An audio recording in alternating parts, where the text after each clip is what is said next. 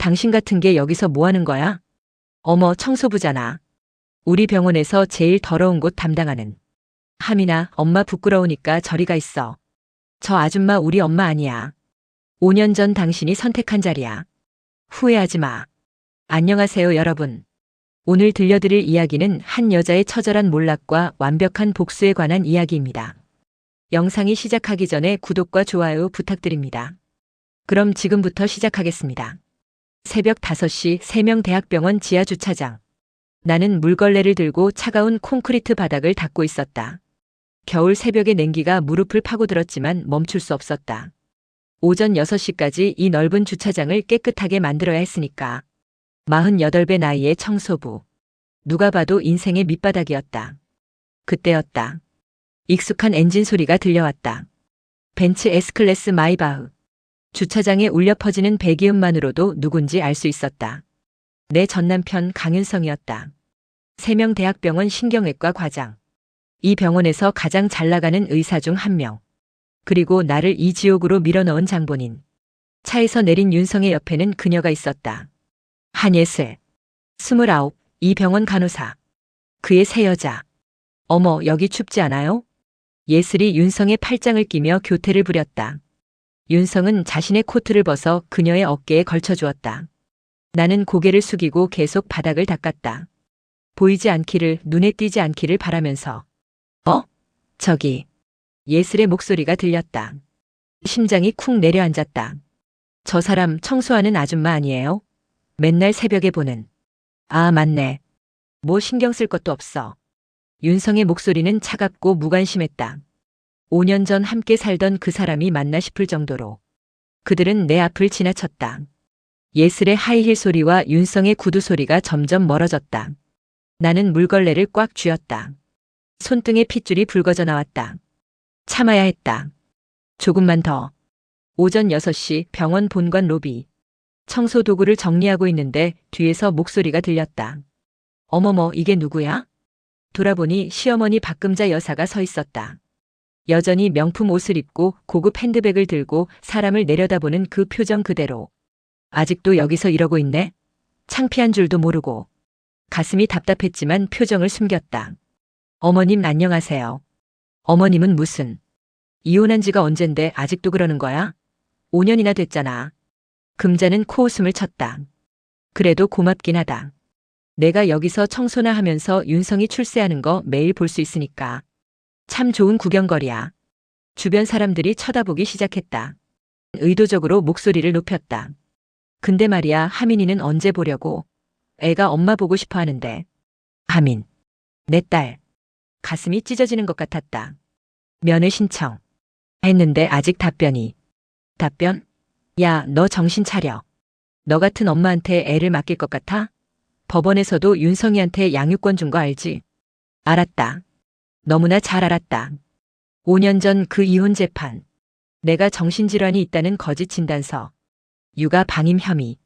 모두 조작된 증거들이었지만 나는 아무것도 증명할 수 없었다. 하민이는 이제 중학교 들어갔어. 영재원도 합격했고. 내가 없어도 잘 크더라고. 아니, 오히려 내가 없으니까 더 잘 크는 것 같던데? 금자의 말 한마디 한마디가 칼이 되어 내 심장을 찔렀다. 어머님 그만. 그만? 내가 그만하지. 이 병원에 왜 계속 있는 거야? 윤성이 불편하잖아. 다른 데 가서 일해. 저는 여기서 일하고 싶습니다. 뭐?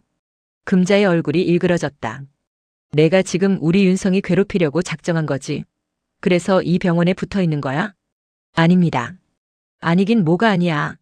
있잖아. 너 계속 이러면 법적 조치 취할 거야. 스토킹으로 고소할 수도 있어.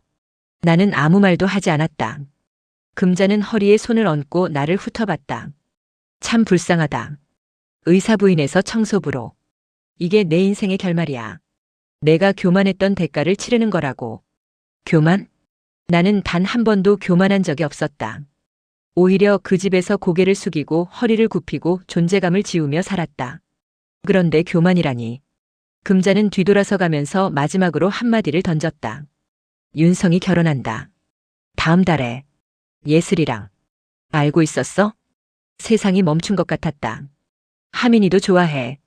새엄마라고 부르더라. 참 보기 좋던데? 금자가 사라지고 로비는 다시 일상으로 돌아갔다. 사람들은 저마다의 일로 바쁘게 움직였다. 나는 그 자리에 서서 멍하니 창밖을 바라봤다. 차가운 겨울 햇살이 로비 바닥을 비췄다. 방금 전 내가 닦았던 그곳. 그렇게 점심시간이 되었다. 직원 식당에서 혼자 밥을 먹고 있는데 옆 테이블에서 간호사들이 수다를 떨었다. 강 과장님 결혼한다며? 대박이다. 한예슬 진짜 잘 됐네. 의사 남편 잡았어. 근데 전부인도 여기서 일한다며? 청소부로? 헐 진짜? 얼마나 민망해. 강 과장님이 불쌍하지. 전처가 스토커처럼 따라다니는 거잖아. 숟가락을 놓을 수가 없었다. 놓으면 떨리는 손이 들킬 것 같았다. 그들의 대화는 계속됐다. 근데 왜 이혼했대? 전처가 정신병 있었다며? 에이, 그건 소문이고. 내가 들은 건 애 팽개치고 놀러 다녔다던데? OMG, 그럼 완전 나쁜 엄마네. 나쁜 엄마. 나는 나쁜 엄마가 아니었다. 하민이를 세상 누구보다 사랑했다. 그런데 왜 이렇게 됐을까? 오후 3시 병원장실 앞 복도. 여기는 내 청소구역이 아니었지만 오늘만큼은 와야 했다. 복도 끝에서 청소하는 척하며 병원장실 문을 주시했다. 잠시 후 문이 열리고 한 남자가 나왔다. 오태식 병원장. 그는 나를 보더니 잠깐 멈칫했다. 그리고 가볍게 고개를 숙였다. 수고하세요. 네, 병원장님. 그가 지나간 뒤 나는 조용히 숨을 내쉬었다. 계획대로였다. 저녁 6시 청소도구 보관실. 다른 청소원들은 모두 퇴근했지만 나는 남아서 정리를 했다. 핸드폰이 울렸다. 모르는 번호였지만 받았다. 여보세요? 민서 씨, 저예요. 변호사 이준혁입니다. 가슴이 두근거렸다. 네, 변호사님. 자료 정리 끝났습니다. 생각보다 좋네요. 이 정도면 충분히 승산 있어요. 정말요? 네. 5년간 모은 증거들이 탄탄합니다. 특히 병원 재정 관련 부분은 결정타가 될 겁니다. 나는 눈을 감았다. 5년. 길고 긴 5년이었다. 그럼 다음 주 화요일에 뵙겠습니다. 본격적으로 시작합시다. 네, 알겠습니다. 전화를 끊고 나는 보관실 안쪽 작은 사물함을 열었다. 그 안에는 두꺼운 파일 3개가 있었다.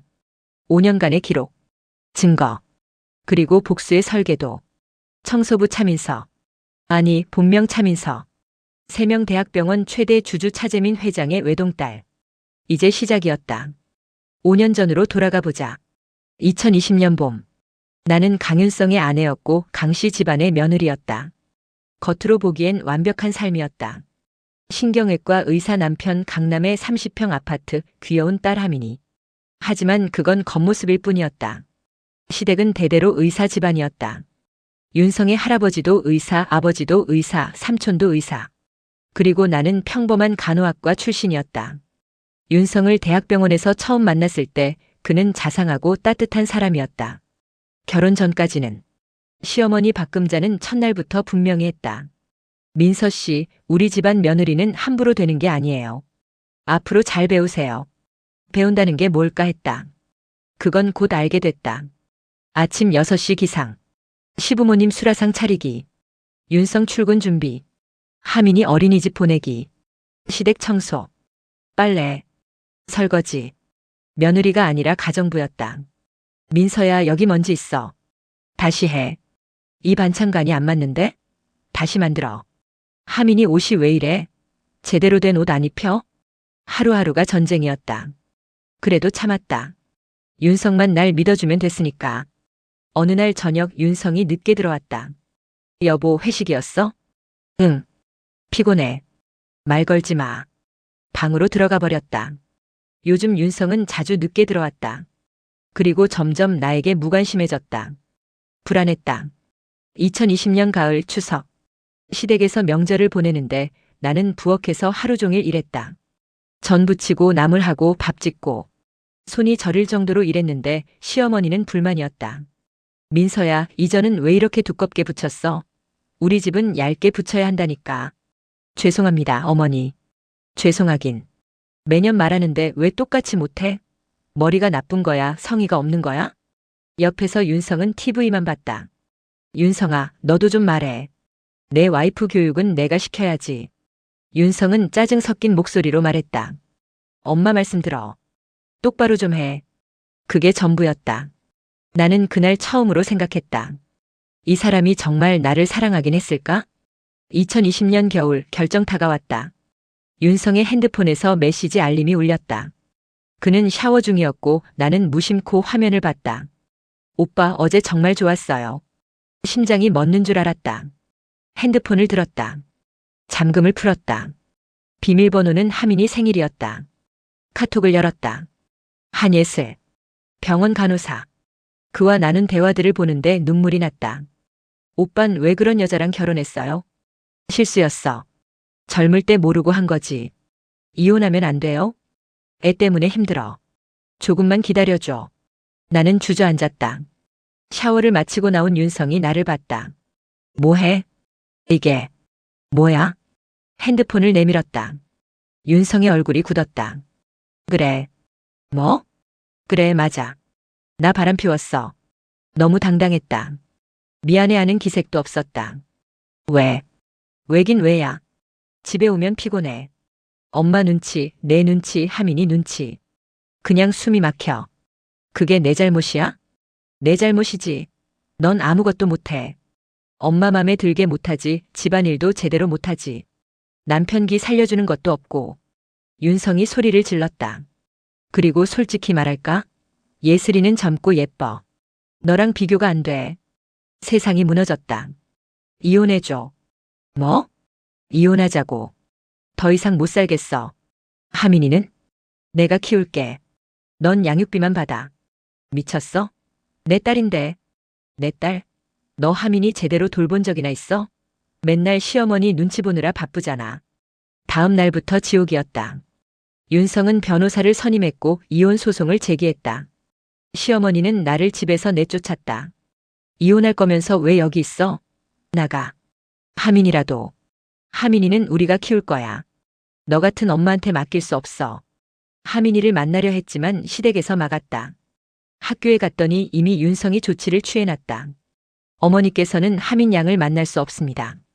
법적 보호자이신 아버지께서 금지하셨습니다. 변호사를 만났다. 부인, 솔직히 말씀드리면 승산이 없어요. 왜요? 제가 뭘 잘못했는데요? 증거가 없습니다. 그리고 상대 측에서 부인이 정신질환이 있다는 진단서를 제출했어요. 거짓말이에요.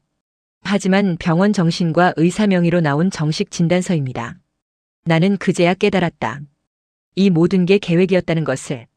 윤성은 의사였고 의사 친구들이 많았다. 진단서 하나 만드는 건 어렵지 않았을 것이다. 재판은 일방적이었다.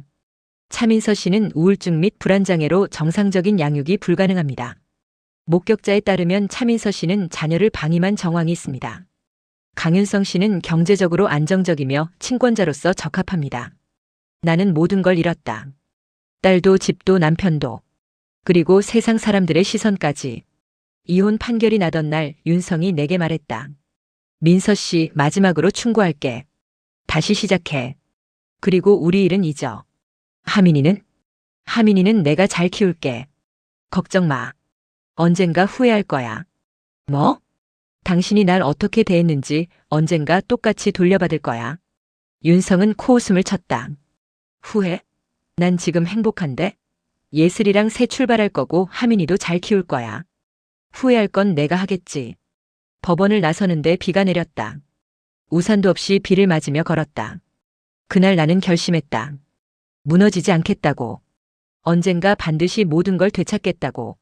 그리고 5년 후 나는 그 병원의 청소부가 되어 있었다. 이혼 직후 나에게는 갈 곳이 없었다. 친정은 어렸을 때 부모님이 돌아가셨고 친척들과는 연락이 끊긴 지 오래였다. 친구들도 결혼 후 점점 멀어졌다. 나는 고시원에 방을 하나 얻었다. 2평도 안 되는 좁은 공간. 통장을 확인했다. 83만 원. 이혼 재산 분할로 받은 돈은 겨우 2천만 원. 윤성은 재산을 교묘하게 숨겼고 나는 증명할 방법이 없었다. 일을 찾아야 했다.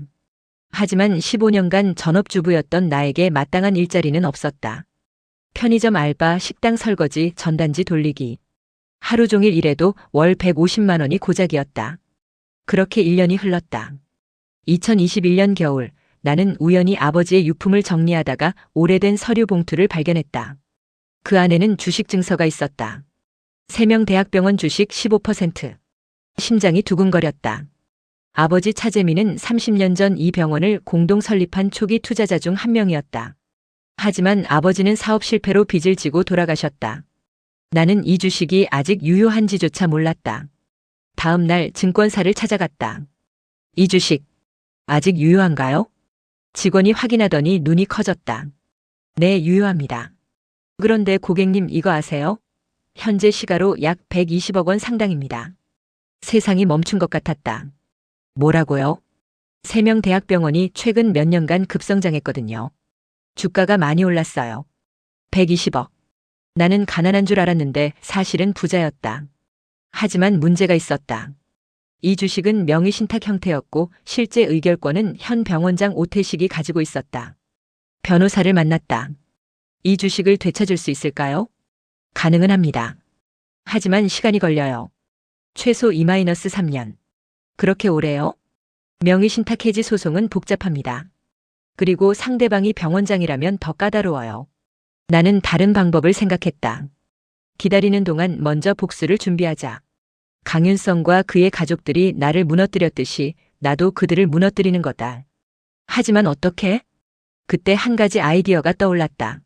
세명대학병원 청소부로 들어가는 것. 거기서 그들을 가까이에서 지켜보고 약점을 찾고 증거를 모으는 것. 2022년 봄 나는 세명대학병원 청소용역회사에 지원했다. 면접관이 물었다. 왜 이 일을 하시려고요? 생계 때문입니다. 간절합니다. 이전 직장은? 없습니다. 오랫동안 집에서 육아만 했습니다. 거짓말이었지만 증명할 방법은 없었다. 나이가 좀 있으신데 힘든 일 할 수 있겠어요? 네, 할 수 있습니다. 합격했다. 그렇게 나는 전 남편이 일하는 병원의 청소부가 되었다. 첫 출근 날 새벽 5시. 청소복을 입고 병원에 들어섰다. 윤성이 매일 지나다니는 그 복도를 걸레로 닦았다. 굴욕적이었다. 치욕스러웠다. 하지만 이건 시작일 뿐이었다. 3개월이 지났다. 나는 병원의 모든 구석구석을 알게 됐다. 누가 어디서 무엇을 하는지, 어떤 비밀들이 숨겨져 있는지. 그리고 발견했다. 윤성의 비리를. 어느 날 밤 윤성의 진료실을 청소하다가 쓰레기통에서 서류를 발견했다. 리베이트 명세서였다. 제약회사로부터 받은 돈. 불법 수술 소견서. 허위 보험 청구. 나는 조용히 그 서류들을 사진으로 찍었다. 그뿐만이 아니었다. 병원 행정실을 청소하다가 우연히 엿들은 대화. 강 과장, 이번 달 실적 좀 조작했어. 병원장이 알면 큰일 나니까 조심해. 알았어. 근데 이거 계속해도 돼? 감사 나오면. 괜찮아. 우리가 워낙 깔끔하게 하니까. 녹음했다. 6개월이 지났다. 나는 점점 더 많은 증거를 모았다. 윤성뿐만 아니라 병원 전체의 비리들. 그리고 한 가지 더 중요한 걸 발견했다. 병원장 오태식이 내 주식 15%를 이용해서 병원 운영권을 장악하고 있다는 것. 만약 내가 주식을 되찾으면 오태식은 최대 주주 지위를 잃는다. 그렇다면 협상의 여지가 있었다. 어느 날 나는 용기를 내서 오태식을 찾아갔다. 병원장님, 잠깐 시간 좀 내주실 수 있으세요? 청소부 분이. 무슨 일이세요? 제 이름은 차민서입니다. 차재민 회장의 딸이고요. 오태식의 얼굴이 굳었다. 들어오세요. 병원장실 문을 닫고 나는 서류를 꺼냈다. 제 아버지가 남긴 주식 15% 아시죠? 네. 제게 돌려주세요. 그건 법적으로 복잡한 문제입니다. 알아요. 소송 걸면 3년 걸린다는 것도. 하지만 제가 원하는 건 그게 아니에요. 뭘 원하시는데요? 협력이요. 오태식이 나를 바라봤다. 저는 복수가 하고 싶어요. 강윤성 과장에게. 왜요? 제 전남편이거든요. 그 사람이 저한테 어떻게 했는지 아세요? 나는 차분히 설명했다. 이혼 과정, 양육권 박탈, 조작된 증거들. 오태식은 듣더니 한숨을 쉬었다. 그래서 제게 뭘 바라시는 겁니까? 강윤성의 비리 증거를 제가 모았어요. 6개월간. 이걸로 그를 무너뜨릴 겁니다. 서류를 꺼냈다. 오태식의 눈이 커졌다. 이건 리베이트, 허위 청구, 수술 조작. 다 있어요. 이걸 어떻게 해? 병원장님도 문제 있으시죠? 제 주식으로 병원 운영하신 것 법적으로 문제될 수 있어요. 오태식의 얼굴이 창백해졌다. 협박이십니까? 아니요. 거래예요. 거래? 제가 강윤성을 정리하는 걸 도와주세요. 그럼 주식 문제는 조용히 넘어갈게요. 아니, 오히려 병원장님과 협력하겠습니다. 오태식은 한참을 생각하더니 말했다. 생각해 보겠습니다. 일주일 드릴게요. 나는 자리에서 일어났다. 일주일 후 오태식이 나를 다시 불렀다. 좋습니다. 맞죠? 정말요? 대신 조건이 있어요. 강윤성만 타겟으로 하세요. 병원 전체를 건드리진 마세요. 알겠습니다. 그리고 주식은 3년 뒤에 돌려드리겠습니다. 법적 절차 밟아서. 좋아요. 악수를 나눴다. 그날부터 나에게는 강력한 조력자가 생겼다. 병원장 오태식. 그는 내부 정보를 제공했고 나는 증거를 수집했다. 1년이 더 지났다. 2023년 나는 충분한 증거를 모았다. 윤성의 리베이트, 불법 수술, 허위 청구. 그리고 한 가지 더. 세금 포탈. 윤성은 해외 계좌에 돈을 숨기고 있었다. 수십억 원. 이제 준비는 끝났다. 마지막으로 변호사 이준혁을 만났다. 이 정도면 충분합니다. 고소하시겠어요? 아니요. 아직이요. 왜요? 타이밍이 중요해요. 제일 행복할 때, 제일 높이 올라갔을 때 떨어뜨려야죠. 윤성과 예슬의 결혼식. 그날이 완벽한 타이밍이었다. 2024년 3월 15일. 강윤성과 한예슬의 결혼식 날이었다. 장소는 서울 강남의 한 특급 호텔. 하객만 300명이 넘게 모였다. 나는 그날도 병원에서 일했다. 청소복을 입고 바닥을 닦으며. 하지만 속으로는 카운트다운을 하고 있었다. 오후 2시 결혼식이 시작될 시간. 나는 휴대폰을 꺼내 변호사 이준혁에게 메시지를 보냈다. 시작하세요. 답장이 왔다. 알겠습니다. 준비 완료. 그날 오후 2시 30분. 결혼식장에서는 주례 선생님의 말씀이 한창이었다. 신랑 강윤성 씨와 신부 한예슬 씨는 그때 결혼식장 문이 열렸다. 검은 정장을 입은 2명의 남자가 들어왔다. 검찰 수사관이었다. 강윤성 씨 계십니까? 하객들이 웅성거렸다. 윤성의 얼굴이 하얗게 질렸다. 저기. 무슨. 강윤성 씨 특정경제범죄법 위반 및 의료법 위반 혐의로 긴급 체포합니다. 세상이 멈춘 것 같았다. 예슬이 비명을 질렀다. 무슨 소리예요? 우리 결혼식인데. 죄송합니다. 하지만 영장이 발부되었습니다. 수사관이 윤성에게 수갑을 채웠다. 하객들은 술렁였다. 누군가는 핸드폰으로 영상을 찍었다. 윤성의 어머니 박금자가 달려왔다. 이게 무슨 짓이에요? 우리 아들이 뭘 잘못했다고. 리베이트 수수, 허위 의료 청구, 해외 계좌 세금 포탈. 혐의가 여러 건입니다. 거짓말. 증거 있어요? 충분히 있습니다. 수사관이 서류 봉투를 꺼냈다. 그 순간 윤성이 나를 떠올렸을까? 아니면 아직도 몰랐을까? 누가 이 모든 것을 계획했는지.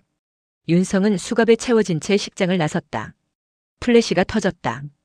기자들이 몰려들었다.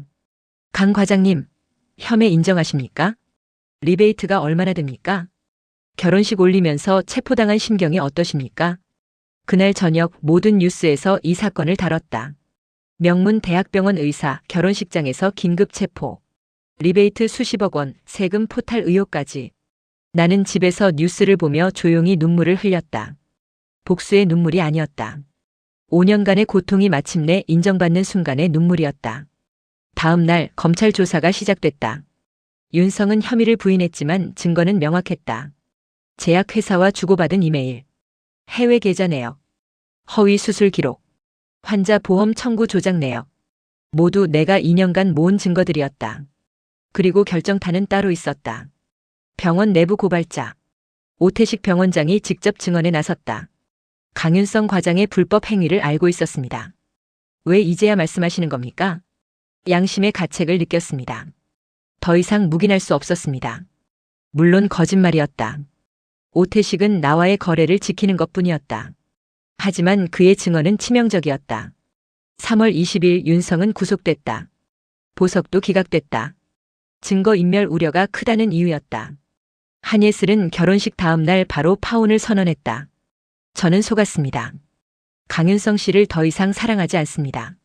언론 인터뷰에서 눈물을 흘리며 말했다. 허무했다. 사랑이라는 게 이렇게 쉽게 변하는 거구나. 박금자는 병원에 찾아왔다. 나를 찾아서. 민서야. 복도에서 나를 붙잡았다. 당신이 한 거지. 당신이 우리 윤성이를 이렇게 만든 거지. 어머님, 저는 청소부일 뿐입니다. 거짓말. 내가 틀림없어. 증거 있으세요? 증거는 무슨? 너 말고 누가 이런 짓을 해? 내가 복수한 거잖아. 나는 조용히 말했다. 윤성이가 잘못한 겁니다. 제가 아니라 법이 처벌한 거예요. 이년아. 금자가 나를 밀쳤다.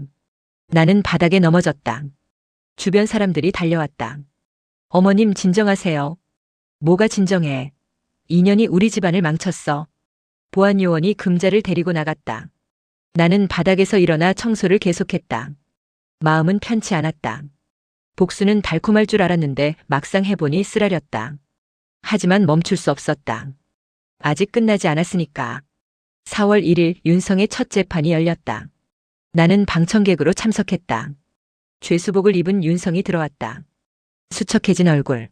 그는 나를 봤다. 눈이 마주쳤다. 그의 눈에는 분노와 배신감이 가득했다. 입모양으로 말했다. 내가 한 거지. 나는 고개를 끄덕였다. 윤성의 얼굴이 일그러졌다. 재판이 시작됐다. 검사가 죄목을 낭독했다.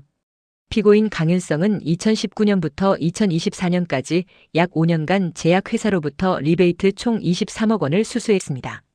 또한 허위 의료 청구로 보험금 8억 원을 편취했습니다. 해외 계좌에 37억 원을 숨기고 세금 12억 원을 포탈했습니다. 총 금액 80억 원 상당의 범죄입니다. 하객석이 술렁였다. 윤성의 변호사가 항변했다. 피고인은 혐의를 부인합니다. 하지만 증거가 명확합니다. 검사가 서류를 제출했다. 나는 그 서류들을 알고 있었다. 내가 모은 것들이니까. 재판은 3시간 동안 계속됐다. 마지막으로 윤성에게 최후 진술 기회가 주어졌다. 저는 억울합니다. 윤성의 목소리는 떨렸다. 누군가 저를 함정에 빠뜨렸습니다. 이 모든 게 조작입니다.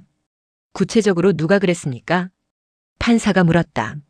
윤성은 나를 똑바로 바라봤다. 제 전처입니다. 차민서. 법정이 술렁였다. 차민서가 저를 복수하기 위해 이 모든 걸 꾸몄습니다. 판사가 나를 봤다. 방청객 중에 차민서 씨 계십니까? 나는 일어났다. 네, 저입니다. 증인석으로 나와주시겠습니까? 나는 천천히 증인석으로 걸어갔다. 윤성과 마주 앉았다. 판사가 물었다. 피고인이 주장하는 내용이 사실입니까? 나는 침착하게 대답했다. 아닙니다. 그럼 어떻게 설명하시겠습니까? 저는 단지 제가 본 것을 신고했을 뿐입니다. 무엇을 봤습니까? 저는 세명대학병원에서 청소부로 일합니다. 일하다 보니 우연히 불법적인 서류들을 발견했고 그것을 관할 기관에 제보했습니다. 우연이라고요? 네. 청소하다 보면 쓰레기통도 비우게 됩니다. 거기서 찢어진 서류들을 봤습니다. 거짓말이었지만 증명할 방법은 없었다. 피고인과의 관계가 이번 신고에 영향을 줬습니까? 아닙니다. 저는 시민으로서의 의무를 다한 것뿐입니다. 판사는 고개를 끄덕였다. 알겠습니다. 자리로 돌아가셔도 됩니다. 나는 자리로 돌아왔다. 윤성은 절규했다. 거짓말이야. 판사님, 저 여자 말을 믿지 마세요. 피고인 정숙하십시오. 재판은 끝났다. 다음 재판 날짜가 잡혔다. 나는 법정을 나서며 마지막으로 윤성을 봤다. 그는 무너져 있었다. 5년 전 내가 그랬던 것처럼. 재판이 진행되는 동안 나는 다음 단계를 준비했다. 양육권 재판. 5년 전 빼앗긴 내 딸 하민이를 되찾는 것.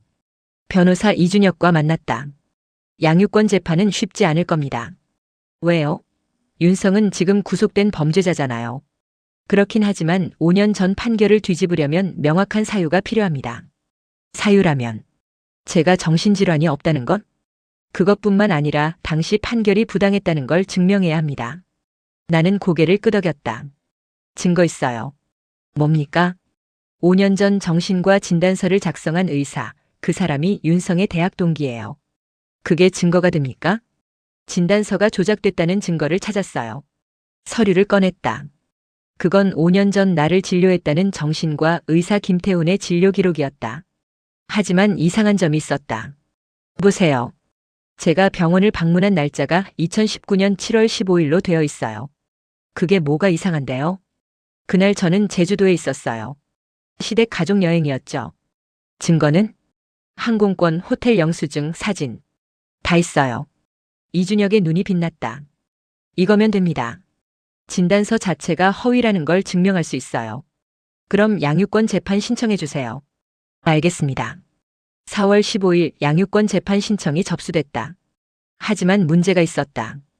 윤성이 구속되어 있는 동안 하민이는 할머니 박금자가 돌보고 있었다. 그리고 금자는 절대 하민이를 내게 넘기지 않을 작정이었다. 법원에서 통지서가 왔다. 양육권 재판 첫 기일이 5월 10일로 잡혔다. 그 전에 나는 하민이를 만나야 했다. 5년 만에 학교 앞에서 기다렸다. 오후 3시 수업이 끝나고 아이들이 우르르 나왔다. 그 중에 하민이가 있었다. 13살. 중학교 1학년. 5년 전 8살이던 그 아이가 이제 이렇게 컸다. 가슴이 미어졌다. 하민아. 하민이가 돌아봤다. 나를 봤다. 하지만 표정이 이상했다. 경계하는 눈빛. 누구세요? 심장이 멈추는 줄 알았다. 하민아, 나야. 엄마. 엄마는 집에 있어요. 뭐? 할머니가 엄마예요. 당신은 모르는 아줌마고요. 세상이 무너졌다. 5년간 시댁에서 하민이를 세뇌시킨 것이다. 하민아, 엄마 기억 안 나? 기억나요. 근데 할머니가 말했어요. 당신은 나쁜 사람이라고. 우리 아빠를 괴롭히는 사람이라고. 그건 저리 가요. 안 그러면 소리 지를 거예요. 나는 물러설 수밖에 없었다. 하민이는 뒤돌아서 갔다. 그날 밤 나는 혼자 울었다. 내 딸이 나를 몰라본다. 아니, 알지만 거부한다. 이게 내가 원했던 복수인가? 하지만 포기할 수 없었다. 변호사에게 전화했다. 하민이가 저를 거부해요. 예상했던 일입니다. 5년은 긴 시간이니까요. 그럼 어떡해요?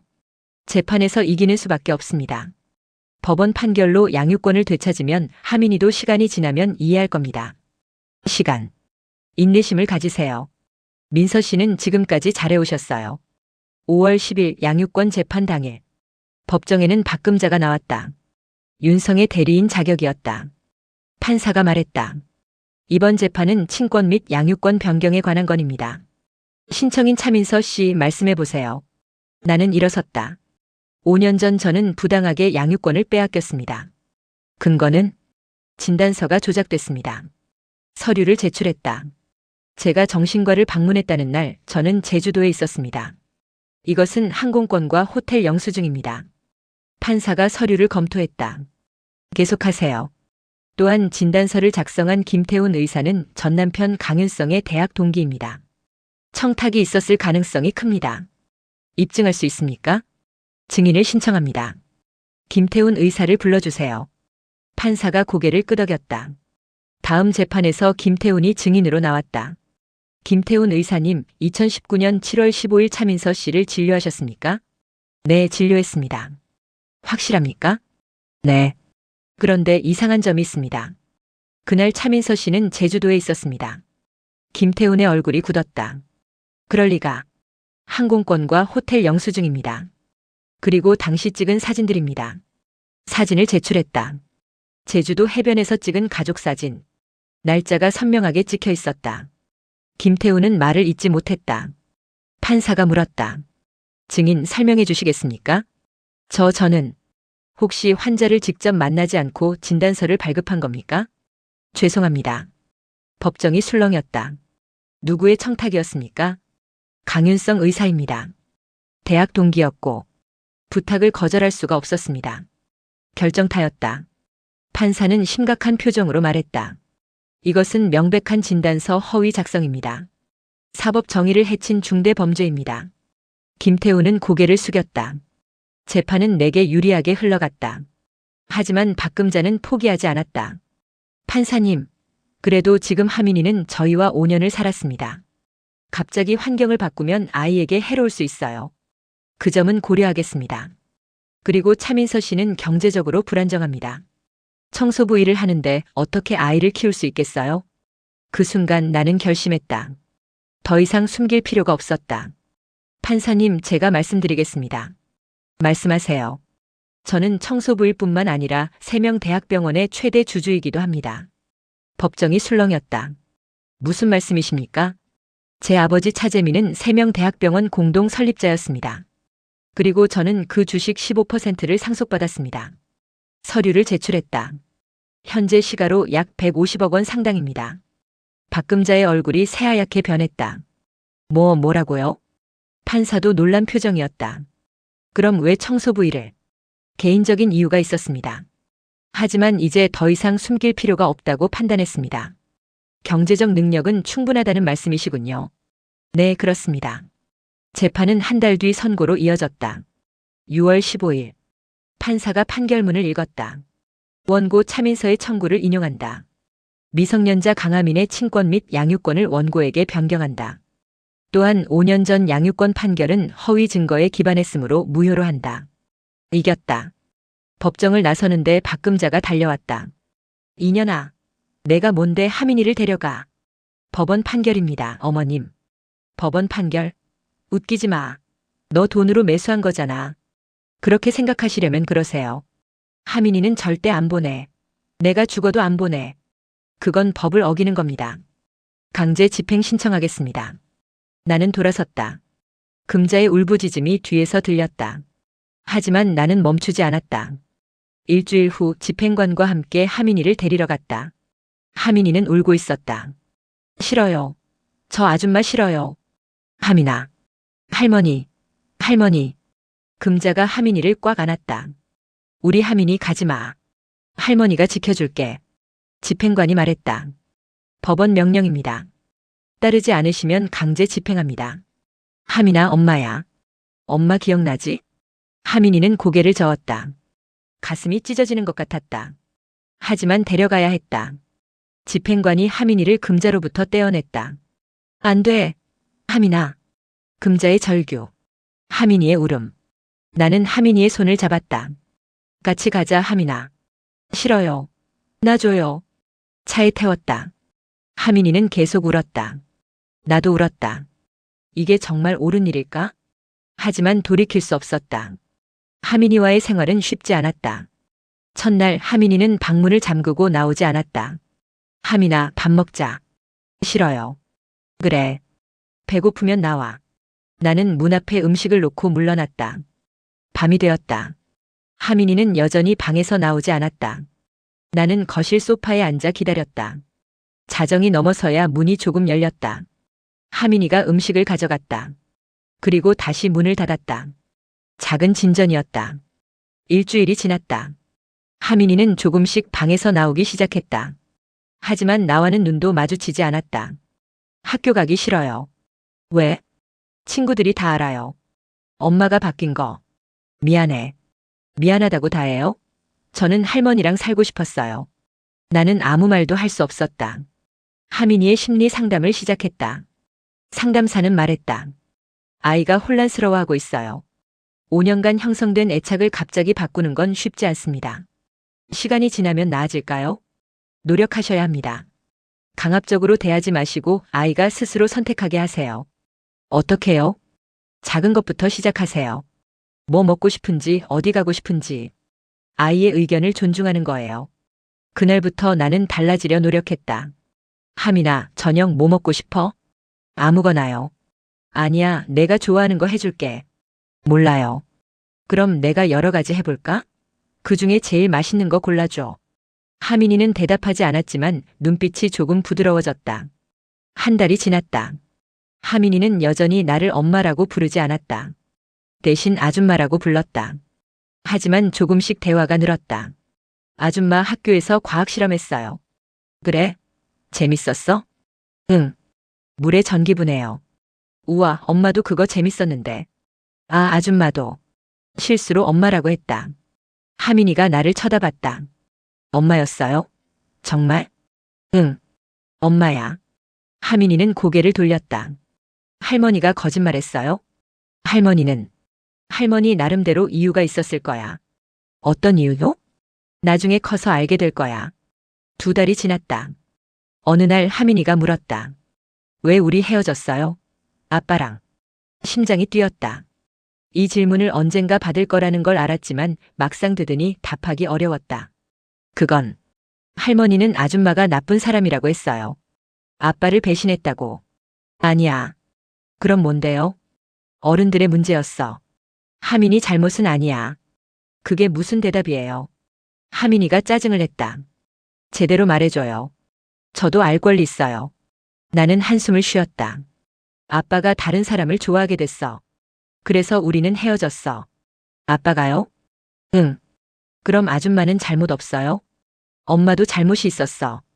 더 잘하지 못했으니까. 하민이는 한참을 생각하더니 말했다. 할머니가 거짓말한 거네요. 할머니는 아빠를 사랑하니까 그런 거야. 이해해줘. 저는 이해 못해요. 하민이는 방으로 들어가 버렸다. 하지만 그날 이후 하민이의 태도가 조금 변했다. 아줌마가 아니라 이름을 부르기 시작했다. 민서 씨, 이거 좀 도와주세요. 민서 씨, 학교 숙제 검사해 주세요. 작은 변화였지만 의미가 있었다. 3달이 지났다. 하민이의 성적표를 받았다. 전 과목 A. 하민아, 진짜 잘했다. 응. 축하해. 뭐 먹고 싶은 거 있어? 딱히요. 그래도 축하는 해야지. 같이 외식하자. 좋아요. 식당에서 고기를 구우며 대화를 나눴다. 학교 생활은 어때? 친구들은? 있어요. 엄마. 아니, 민서 씨 얘기도 해? 아니요. 그냥 평범하게 지내요. 그래, 그게 좋아. 민서 씨. 응? 궁금한 게 있어요. 뭐? 왜 청소부 일했어요? 돈 많으면서. 나는 잠시 멈칫했다. 그건 할머니가 말했어요. 민서 씨가 엄청 부자래요. 근데 왜 5년 동안 청소했어요? 솔직하게 말해야 할까 고민했다. 복수하려고. 복수요? 응. 아빠가 엄마한테 너무 나쁘게 했거든. 그래서 벌을 받게 하고 싶었어. 하민이는 고개를 끄덕였다. 그래서 아빠 감옥 갔어요? 응. 민서 씨가 그렇게 한 거예요? 나는 고개를 숙였다. 미안해. 내 아빠인데. 하민이는 한참을 생각하더니 말했다. 아빠 면회 가고 싶어요. 그래. 가자. 일주일 후 하민이와 함께 교도소를 찾았다. 윤성은 수척해져 있었다. 하민아. 하민이는 달려가서 유리창에 손을 댔다. 아빠. 미안해, 하민아. 아빠가 잘못했어. 둘은 울었다. 나는 뒤에서 지켜봤다. 면회가 끝나고 하민이가 물었다. 아빠 언제 나와요? 5년 뒤. 그때까지 기다릴 거예요. 응. 근데 민서 씨. 응? 그때까지 민서 씨랑 살아도 돼요? 가슴이 뭉클했다. 그럼. 같이 살자. 조건 있어요. 뭔데? 이제 엄마라고 불러도 돼요? 눈물이 났다. 그럼. 엄마야. 하민이가 처음으로 미소를 지었다. 엄마. 그날 나는 진짜 복수를 끝냈다. 복수는 강윤성을 무너뜨리는 게 아니었다. 내 딸을 되찾는 것이었다. 1년이 흘렀다. 2025년 여름 나는 3명 대학병원 이사회에 공식적으로 참석했다. 더 이상 청소부가 아니었다. 최대 주주차민서로서 오태식 병원장이 나를 맞았다. 차 이사님 어서 오세요. 감사합니다, 병원장님. 회의실에는 다른 이사들도 있었다. 모두가 나를 주목했다. 소개하겠습니다. 새로운 이사 차민서님입니다. 박수가 터졌다. 나는 자리에 앉았다. 회의가 시작됐다. 올해 병원 실적은 작년 대비 15% 증가했습니다. 신규 의료진 채용 계획은 모든 게 순조로웠다. 회의가 끝나고 오태식이 나를 불렀다. 차 이사님 잠깐 제 사무실로 오시겠습니까? 네. 병원장실에서 오태식은 서류를 건넸다. 주식 환원 계약서입니다. 약속대로 3년 뒤에 완전히 돌려드리겠습니다. 고맙습니다. 아닙니다. 제가 고마운 일이죠. 덕분에 병원도 안정됐고. 강윤성 건은 어떻게 됐나요? 1심에서 징역 7년 선고받았습니다. 항소했지만 기각될 것 같네요. 그렇군요. 후회하십니까? 후회요? 그를 그렇게까지 몰아붙인 것. 나는 고개를 저었다. 아니요. 그는 대가를 받은 거예요. 제가 준 게 아니라 자기가 저지른 죄의. 오태식은 고개를 끄덕였다. 병원을 나서는데 예전 청소부 동료가 나를 봤다. 어머, 민서 씨? 안녕하세요. 소문 들었어요. 이사 되셨다며? 대박이에요. 운이 좋았어요. 에이, 무슨. 그동안 고생하신 보람이 있네요. 네. 근데 박금자 여사 아세요? 그분 요즘 병원 안 오시더라고요. 아, 네. 금자는 윤성이 구속된 후 충격을 받아 병원에 오지 않게 됐다. 들리는 소문으로는 시골로 내려갔다고 했다. 집에 돌아오니 하민이가 숙제를 하고 있었다. 다녀왔어?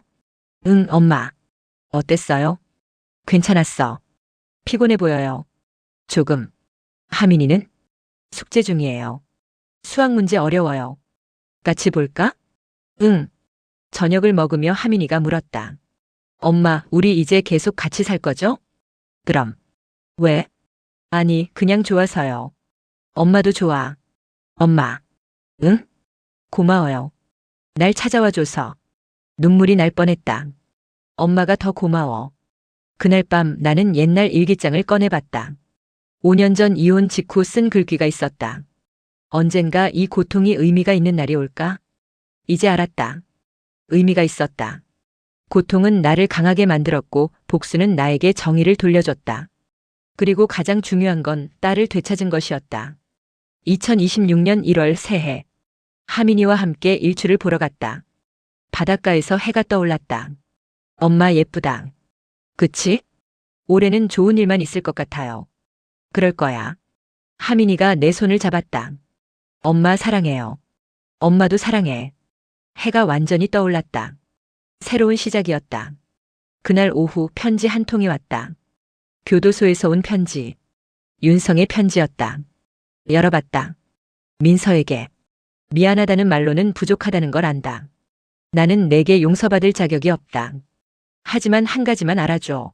하민이를 잘 키워줘서 고맙다. 내가 옳았다. 나는 모든 걸 잃고 나서야 깨달았다. 진짜 소중한 게 뭔지. 다시는 너희를 괴롭히지 않겠다. 제발 행복하게 살아줘. 마이너스 윤성. 나는 편지를 접었다. 용서할 수는 없었다. 하지만 미워하지도 않았다. 그냥 끝난 일이었다. 창밖을 봤다. 하민이가 친구들과 놀고 있었다. 웃음소리가 들렸다. 나는 미소를 지었다. 5년간의 복수는 끝났다. 하지만 새로운 삶은 이제 시작이었다. 청소부로 위장하며 5년을 버텼던 그 시간. 세상은 나를 밑바닥으로 봤지만 나는 조용히 판을 짜고 있었습니다. 복수는 달콤하지 않았습니다. 하지만 필요했습니다. 내 인생을 되찾기 위해. 내 딸을 되찾기 위해. 그리고 이제 나는 자유롭습니다. 사람을 함부로 대하지 마세요. 그 사람이 어떤 과거를 가졌는지, 어떤 미래를 준비하고 있는지 당신은 모릅니다. 바닥을 닦던 그 손이 언젠가 당신의 운명을 줄 수도 있습니다. 이 영상이 도움이 되셨다면 구독과 좋아요 부탁드립니다. 감사합니다.